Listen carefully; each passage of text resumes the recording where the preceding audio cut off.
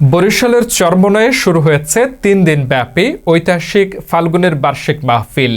আজ বুধবার জোহর নামাজের পর পীর সাহেব চরমোনাই মুফতি সৈয়দ মোহাম্মদ রেজাউল করিমের উদ্বোধনী বয়ানের মাধ্যমে মাহফিলের আনুষ্ঠানিক সূচনা হয়। উদ্বোধনী বয়ানে পীর সাহেব চরমোনাই মুসল্লিদের নিয়ত শুদ্ধ করার আহ্বান জানান।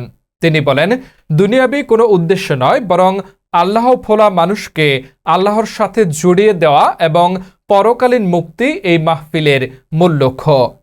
এবারের মাহফিলে লাখো মুসল্লির জন্য ৬টি বিশাল মাঠ প্রস্তুত করা হয়েছে। সারা দেশ থেকে লাখ লাখ মুসল্লি ইতিমধ্যে মাহফিল ময়দানে এসে উপস্থিত হয়েছেন। জরুরি চিকিৎসায় রয়েছে ১৫০ শয্যার অস্থায়ী হাসপাতাল। ৩ দিনের এই আয়োজনে পীর সাহেব চরমোনাই ও নায়েবে আমির মুফতি সৈয়দ ফয়জুল করিম ইসলাহি বয়ান ও গুরুত্বপূর্ণ দিক নির্দেশনা প্রদান করবেন। আগামী শনিবার সকালে আখেরি মোনাজাতের মাধ্যমে সমাপ্ত হবে এই আধ্যাত্মিক মহাসমাবেশ।